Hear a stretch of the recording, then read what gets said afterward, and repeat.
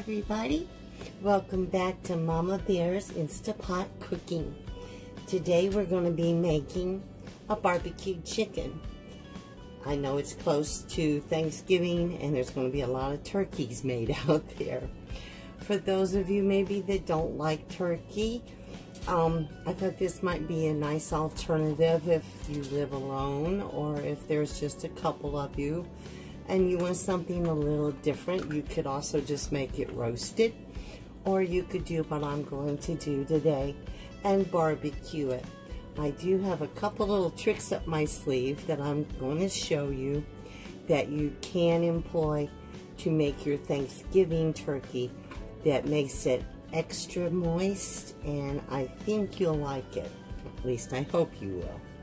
What I did, I'm starting with, it was just a little fraction underneath a 4-pound bird. So for all purposes, let's say 4-pound bird today.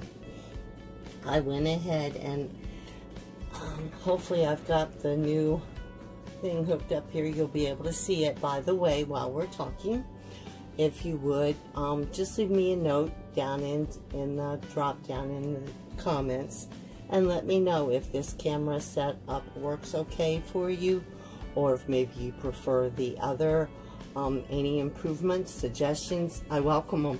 And so on that note, let's go back to what we were doing. You'll notice when you get a chicken or a turkey that there's going to be fat around the cavity of your bird, okay? So what I did was I took my knife and very gently just slide your hand in under the skin, and you can take your knife and just kind of whittle away at the skin membrane. Just don't break the skin. So once we do that, we lay that over there so I don't accidentally cross-contaminate anything. Okay. I'm going to take this skin, put this one, I've got a real good hold on it here. And I'm going to put it up into the cavity of the skin, up over the breast. Try to do this to where you can see it.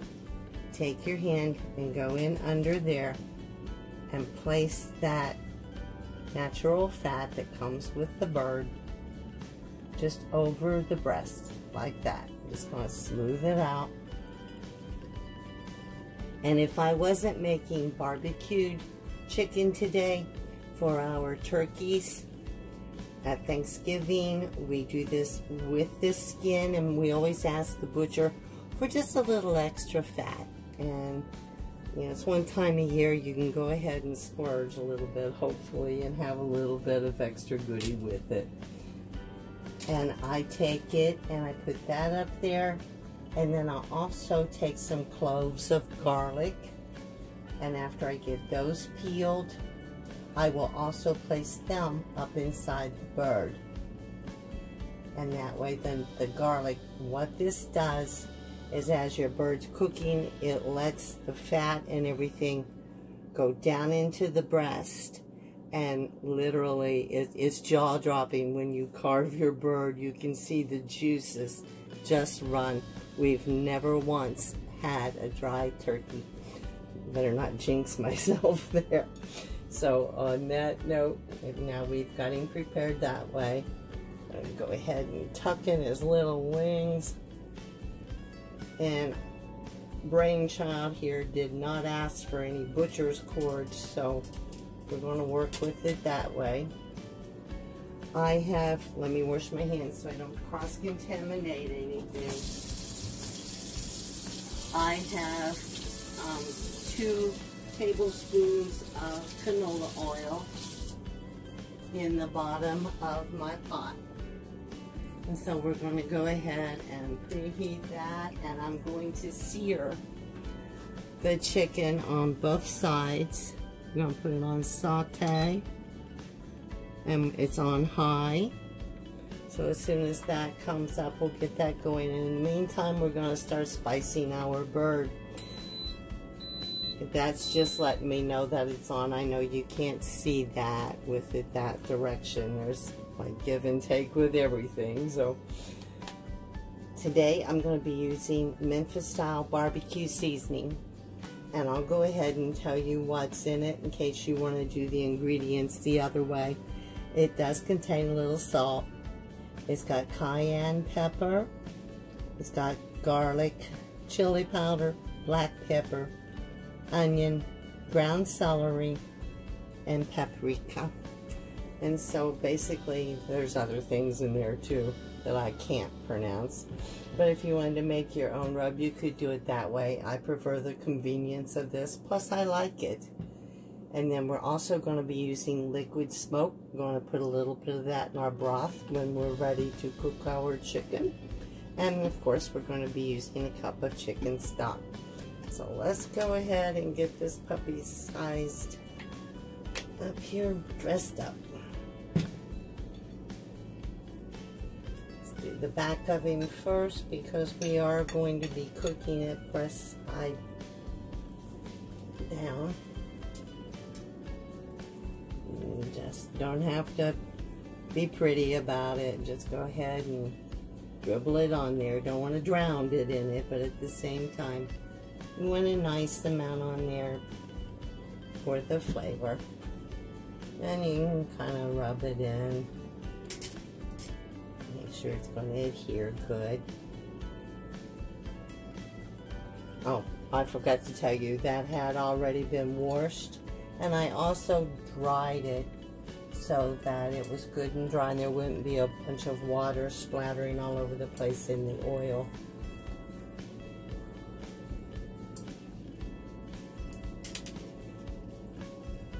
Shouldn't touch that with chicken on my hands. I'll have to take that label off when I'm done with it.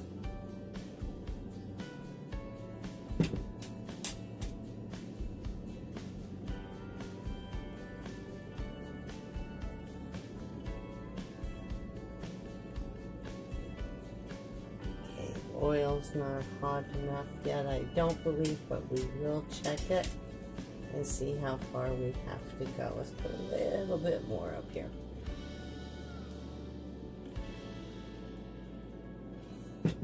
Okay.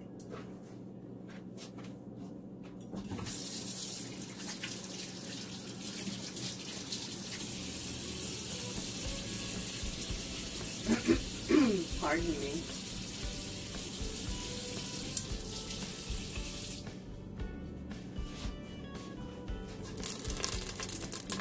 Okay, I believe that's good enough for us to get started with. It doesn't say hot, but at the same time, okay, there's my sous chef. He heard me bouncing the kettle around and thought someone was at the door. Okay, I do this without burning myself. Place it in very carefully, just like that.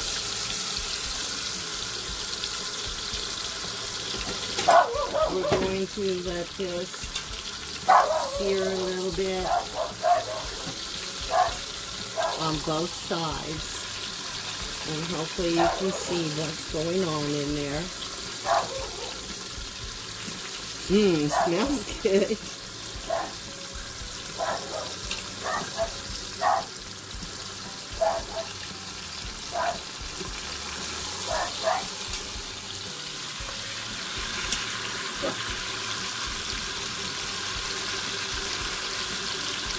Take just a couple minutes. I don't want to overdo it.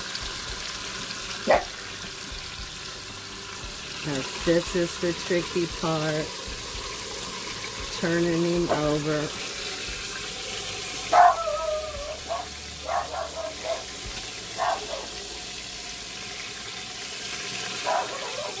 Get in there. There we go.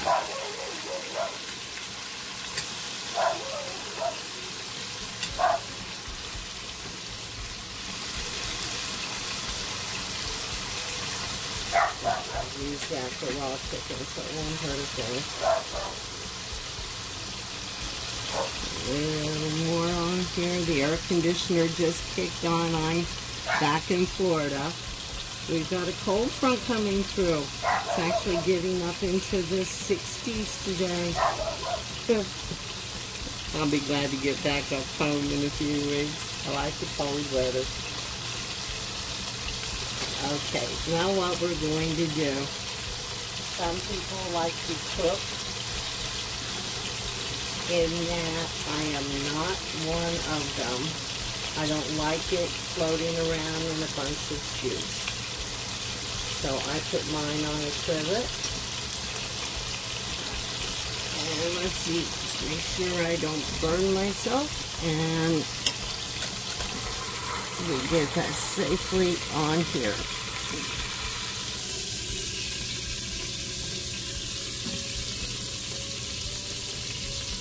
Voila. Sometimes I even amaze myself.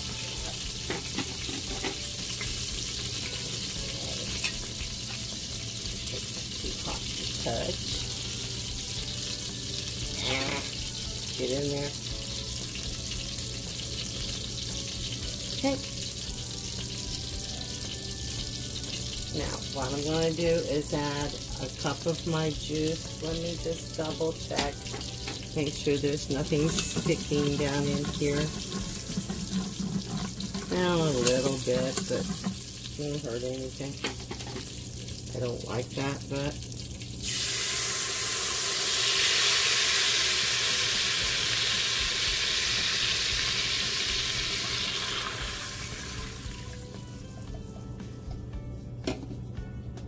let's add a little bit of liquid smoke.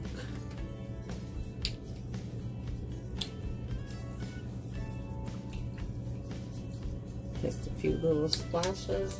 Make sure I wash those off good after handing poultry. Put him back in. Leave the sides up. Give me just a second to wash my hands with soap and water real good and get before I touch that lid. Sorry about that, but I don't want to cross-contaminate my whole kitchen with germs that make salmonella.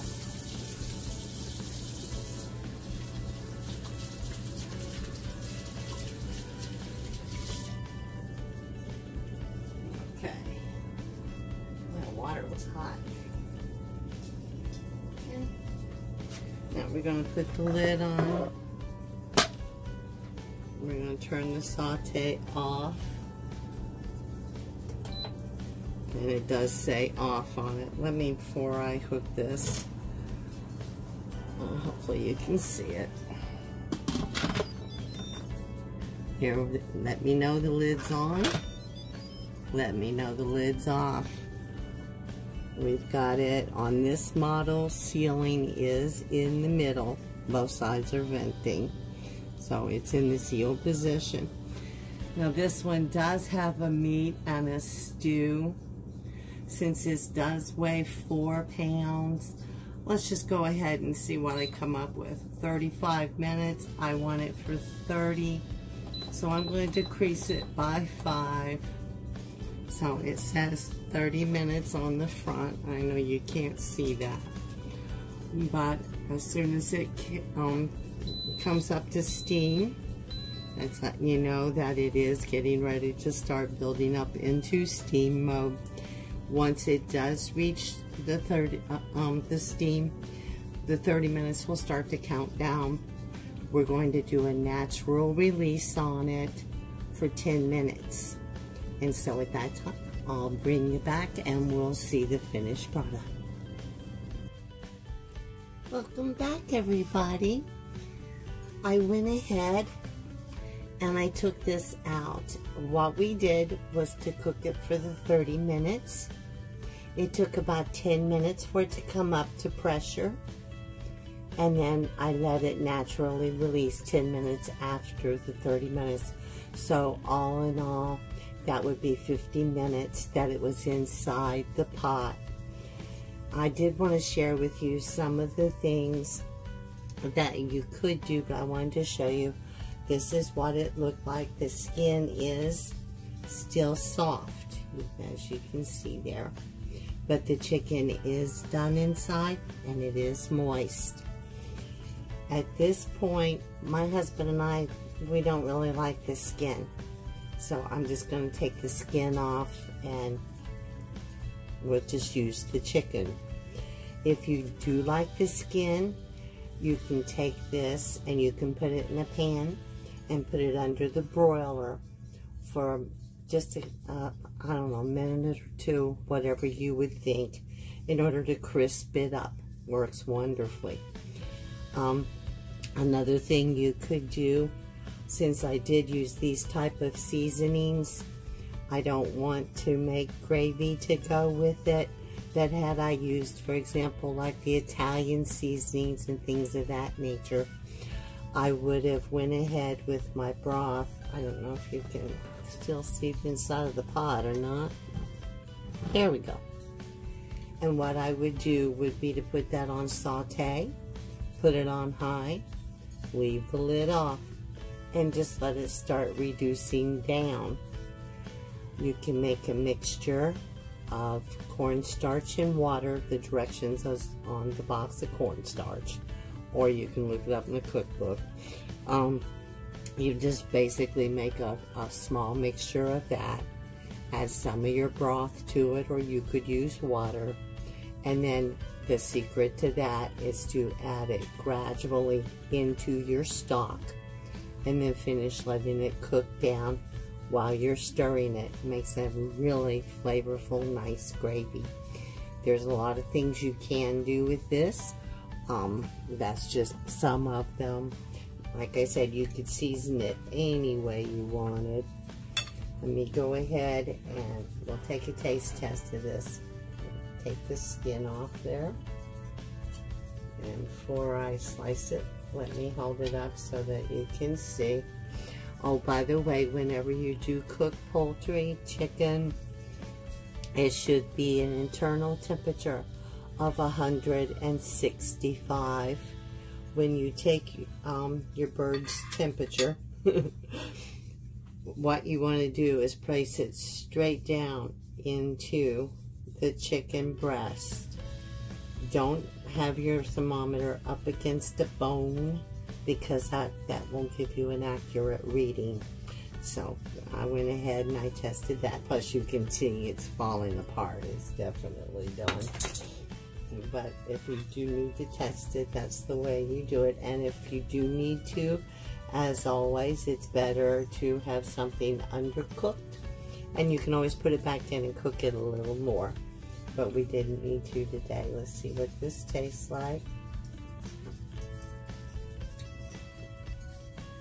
You can see it slices very easy, very tender. That's what it tastes like. Very good. I wouldn't change the timing on this at all. It was 30 minutes for a 4-pound bird. And that didn't include the coming up to pressure time or the slow release. In all, the total preparation time, if you want to factor those things in, you need to plan on for about 50 minutes. And so on that note, I hope you enjoyed. If you have any questions, please leave them for me down in the comments. And if you are new to the channel and you do like it, please be sure to go ahead and hit the subscribe button. And if you liked it, please give me a thumbs up and let me know that you did. Until next time, thanks.